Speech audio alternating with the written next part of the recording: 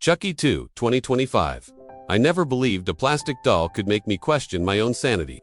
But the night I brought that old good guy toy into my home, something inside me changed forever. Looking back, I wish I had trusted my gut and thrown it away the second I saw that smile.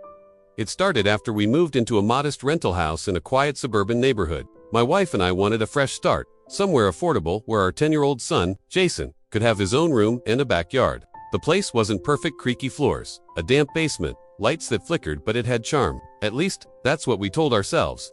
The very first night, while unpacking boxers in the living room, Jason pulled something out of a dusty crate shoved in the back of the hall closet. At first, I thought it was just an old toy someone left behind. He unwrapped it from a yellowed sheet of newspaper, and there it was, a good guy doll. Red hair, striped shirt, overalls, plastic freckles. I felt uneasy as soon as I saw it. Something about its grin looked sharper than it should, like it wasn't painted but carved. "Cool," Jason said, hugging it instantly. "Where did that even come from?" my wife asked, wrinkling her nose. "Somebody must have left it when they moved," I said, trying to keep my voice casual. "It's just a doll," but I didn't like the way its eyes caught the light, following me as I stacked boxes. The next morning, I woke to the sound of Jason talking softly in his room. I thought he was on his tablet, maybe playing a game, but when I cracked the door open, he was sitting cross-legged on the floor, the doll propped up across from him. "He told me a joke," Jason said, grinning. "Who did?" I asked. "Charlie," he answered, patting the doll's head. That was the first time he called it that. Charlie. The thing just stared back at me, frozen in its plastic smile. I laughed nervously and ruffled Jason's hair. "Don't creep your mom out too much with that thing," but inside, I felt a chill. Over the next few days, I kept finding the doll in different places. Jason swore he hadn't moved it. Once it was sitting on the kitchen counter. Another time, I found it at the top of the basement stairs, propped against the door. My wife swore she hadn't touched it either.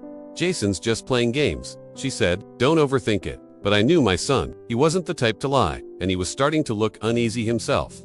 One night, I woke up thirsty and headed to the kitchen. As I passed Jason's door, I heard him whimpering. I peeked inside. He was curled up in bed, eyes wide open. The doll was sitting upright in the corner of the room, facing him. "I didn't put him there," Jason whispered. I walked over, grabbed the thing by the arm, and shoved it into the closet. Its head tilted back, and for a split second, I thought I saw its lips curled just a fraction wider. That night, I barely slept. Things escalated about a week later. I was in the basement, organizing some tools, when I heard footsteps behind me. Light, quick, like a child's. "Jason," I called out.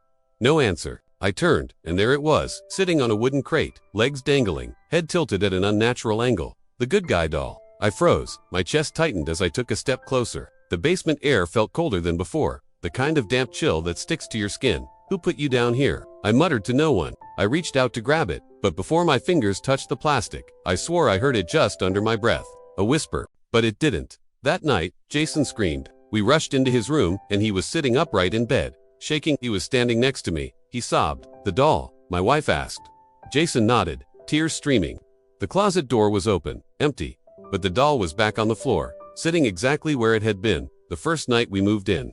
I knew we couldn't keep it anymore. The next day, when Jason was at school, I stuffed the doll into a garbage bag, drove 10 miles out to a dumpster behind a strip mall, and threw it in. For the first time in days, I felt like I could breathe, but that relief didn't last. That night, as I tucked Jason in, he whispered, "You didn't get rid of him." I forced a smile. "Yes, I did. He's gone."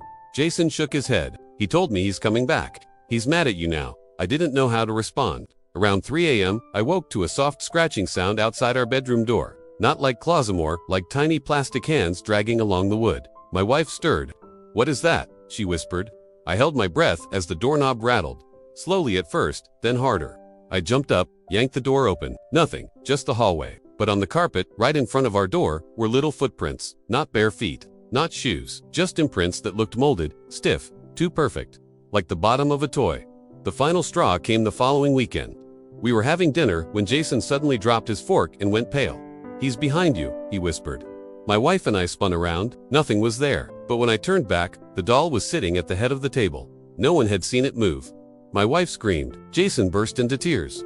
I grabbed the doll, ran outside, and threw it into the fire pit in the backyard. I lit it with lighter fluid, flames roaring high. We stood there watching as the plastic began to melt. And then, through the crackling of fire, I swear I heard it laugh. A low guttural chuckle that made my stomach twist. The flames hissed louder, and for a moment I thought it was over. But the next morning, when I went to take out the trash, the fire pit was empty. No ashes, no melted plastic, nothing, just bare dirt. It's been weeks now. We don't talk about it, but I can see it in my wife's eyes. She's waiting. Jason still insists Charlie visits him at night. Sometimes I hear him whispering when he's supposed to be asleep. And sometimes, when the house is quiet, I hear it too. That voice, that laugh, that promise. I'm Chucky, and I'll be back.